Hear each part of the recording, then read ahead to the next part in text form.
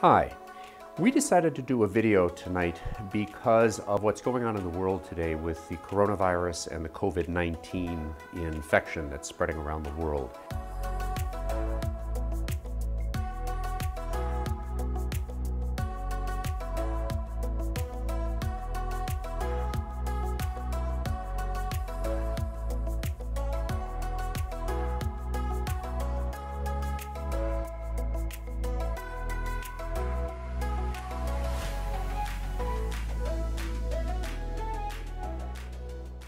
I wanted to approach this from the point of view of safety. I don't want to spend any time tonight talking about the virology. I also don't want to theorize about the socioeconomic, the political, the conspiracies that surround the source of the virus. Primarily, I want to look at this as an engineer would in terms of how you can keep yourself safe. And an engineer looks at understanding the basic principles, applies the available tools, and then tries to get the best results for the least expense, the most bang for the buck. So to understand how we can avoid getting sick is to understand how the virus gets us sick. The virus attacks the respiratory tract. There are receptors inside the lung that are vulnerable to the attack of the COVID-19 virus. And so if we can keep the virus out of our respiratory system, there's a good chance that we're going to get through this. And the best way to sort of begin this is to look at the most direct way that you would be able to contract the disease. And that would be a direct transmission of the viral particles from one individual to another. Now what's interesting is if you go into a room or you go into some sort of a public space where you're going to be around other people, at some point you're going to find somebody who's sniffling or sneezing or coughing. And understand that a cough can actually transmit viral particles as much as 6 feet, twice the distance from my fingers to my face. And the very smallest particles can actually move as much as 8 or 9 feet, in other words, 2 or 3 meters. And the smallest particles, because they are so small, we're talking submicron, they can persist in the air for a fairly long period of time because of thermal vibrations, Brownian motion, as well as the fact that when you expel these droplets, your breath has been warmed inside of your body, and so it tends to rise. So even though the particles are heavier than air, that rising air and those very tiny particles can persist in the air for minutes. So when you are exposed to somebody who is within that kind of distance, which is basically inside of a typical room, the first thing that you should do is stop inhaling.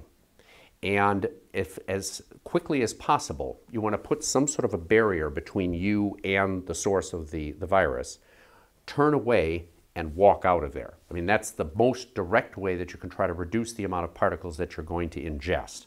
You're still probably going to be exposed, but what we're trying to do is reduce the exposure. If you go into a public space where there are multiple people or you're not going to be able to sort of predict and you can't act like some sort of a kung fu master, a good idea is to wear a mask. And a mask, unless you've got something like, say, a pressurized fighter mask, it's hermetically sealed with a separate oxygen or air tank, they're all going to inhibit the virus being able to enter you, but they're not going to be able to prevent it. The classic or the popular N95 mask, that's one of these down here. This mask is called N95 because it has a 95% chance of reducing or eliminating particles that are larger than 300 nanometers or 0.3 micron. But it can't stop all of the particles.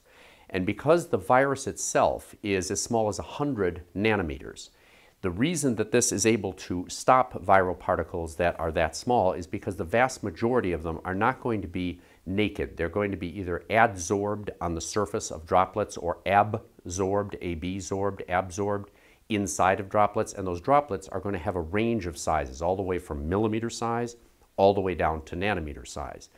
And the way a mask will stop the virus from moving through it is not because it acts as a membrane or a grid.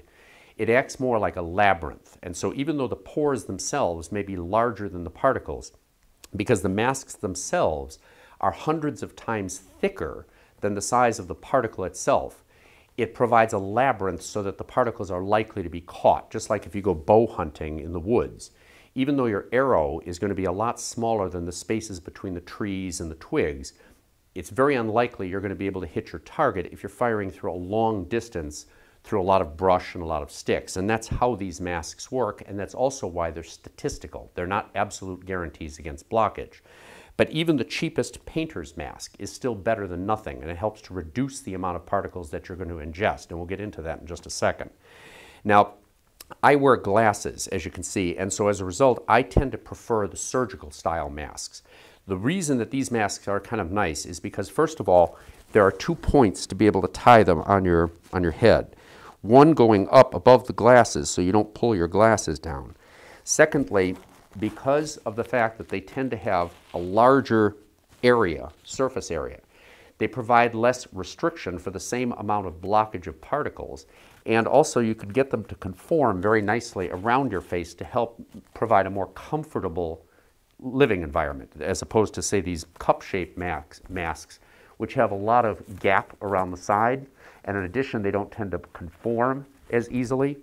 And the other thing about these things is they're more compact. It also has a second advantage, and that is kind of subtle, and that is it makes you facially aware. Because just like tying a ribbon around your finger when you're going shopping to remind you to buy something, because this thing is in front of your face, you're thinking about your face. And the other way that the particles can get into your body is through contact with your hands. So the great big thing that you can take away from this whole video is do not touch your face. It was interesting that there was a government scientist out in California a few days ago that did a speech, a public safety announcement. And she was talking about the importance of washing your hands and avoiding public spaces and also not touching your face. But during the video, she actually touched her own face 3 times in addition to licking her finger to turn the document over that she was reading from.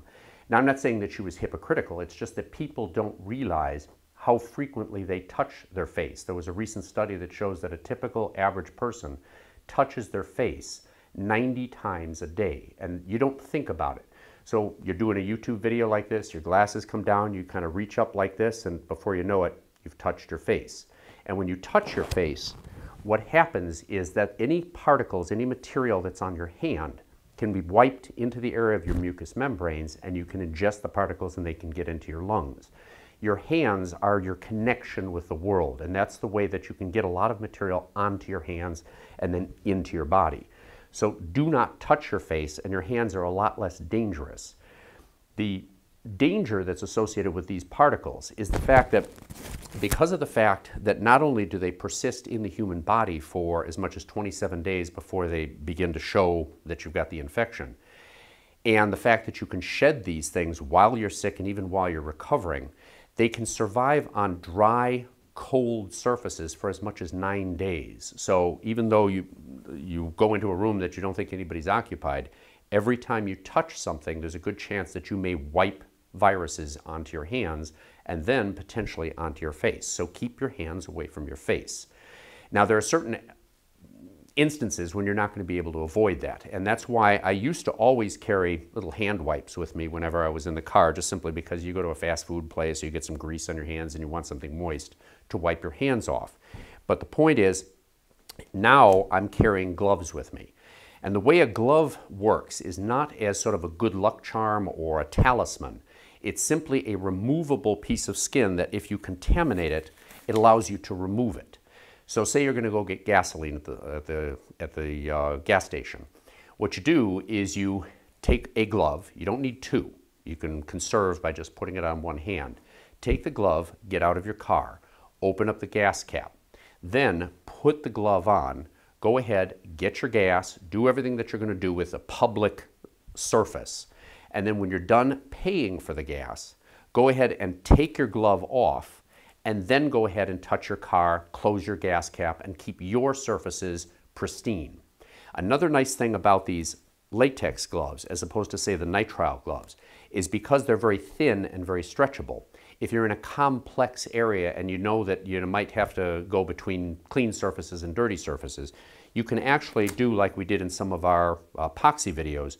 You can do what's called double gloving. So you put 2 gloves on. When you're done contaminating the first layer, it's now as dirty as your hand would have become. You then remove this glove and you now have another clean glove that you can work with. This is a great way of keeping your hands as clean as possible by simply not contacting. Another kind of nice thing to do is to use a disinfectant.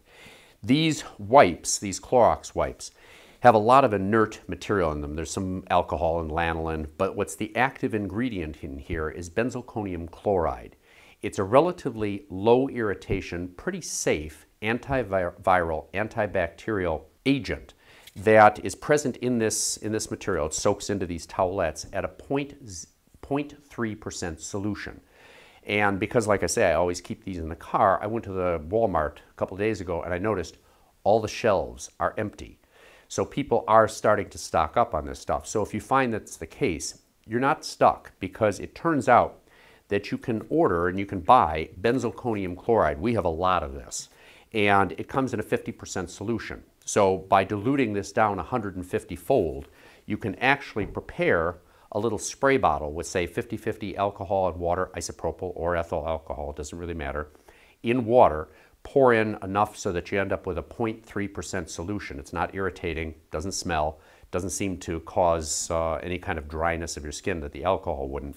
Spray a piece of paper towel and you've got an almost infinite number of wet towelettes.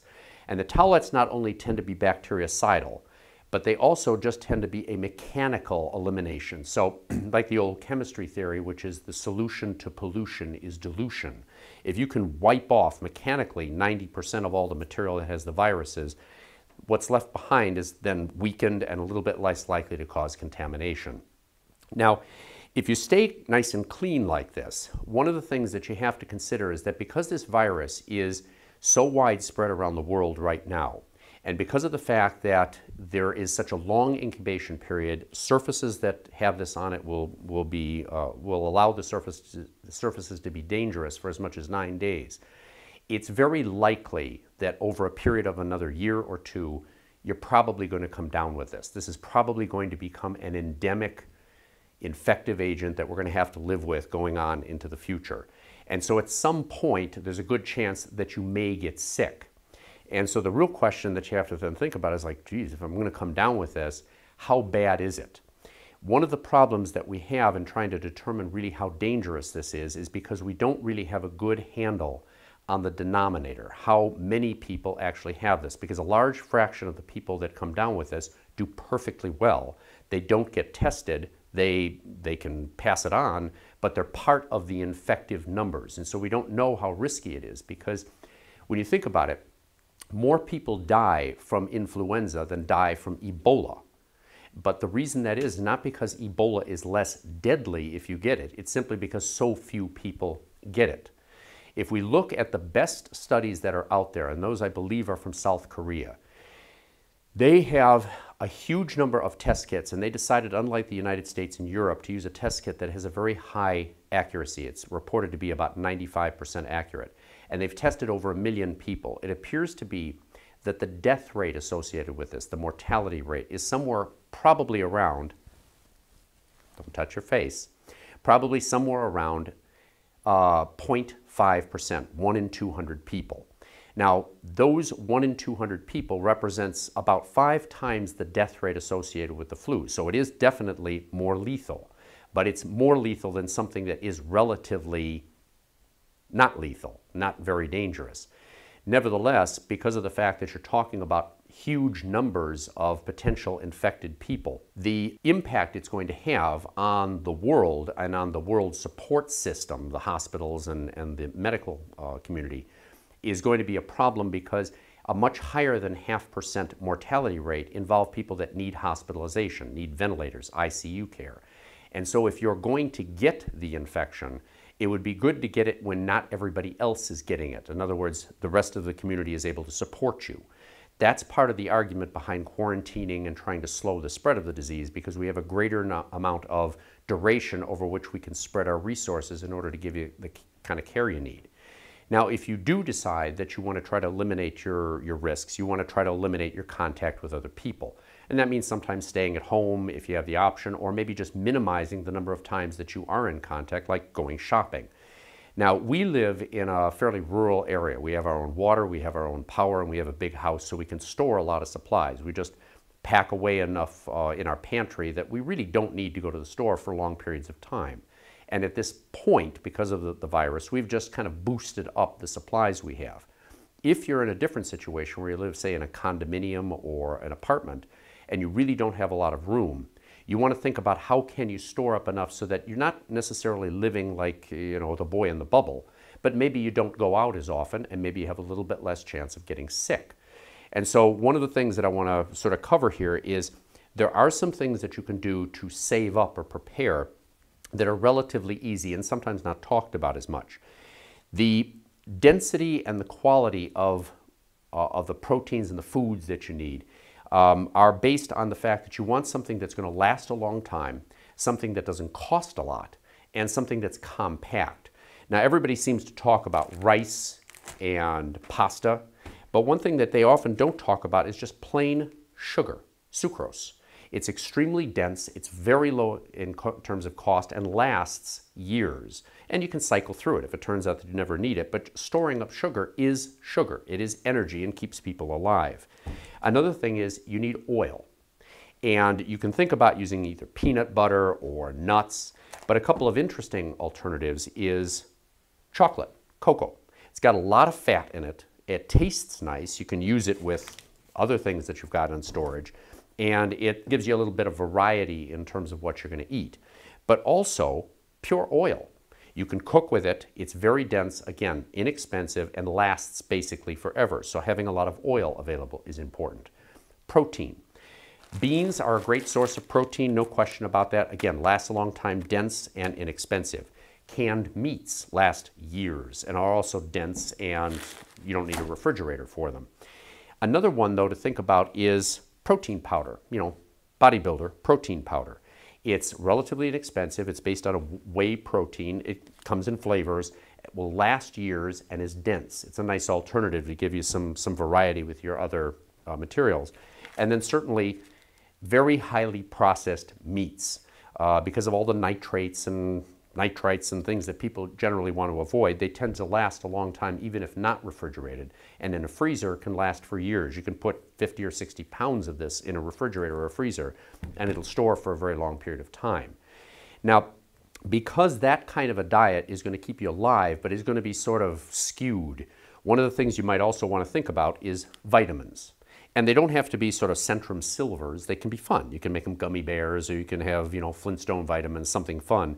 But this will help to balance a somewhat unbalanced diet.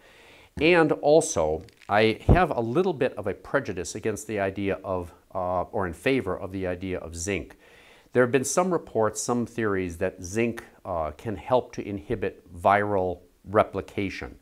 And the lozenges that people will use, the zinc gluconate, put in the back of your throat, are reported to reduce the severity of viral infections and maybe inhibit them.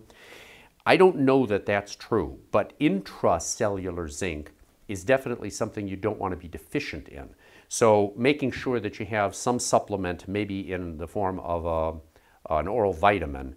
It's water soluble, you're not going to intoxicate yourself with that, and it's kind of a nice thing to add in order to keep your balanced nutritional state as high as possible. The other thing I would also avoid is don't stock up on toilet paper.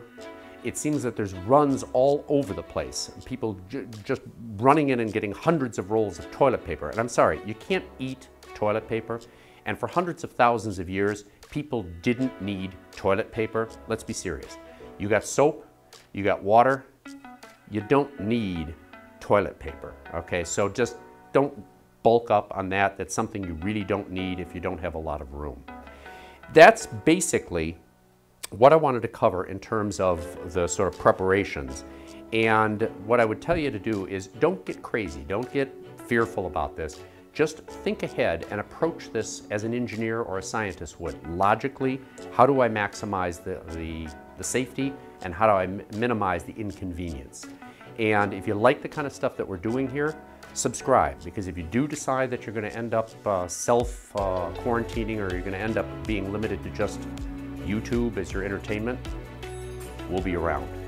So I want to wish you a good evening. I want you to stay safe and don't touch your face. Good night.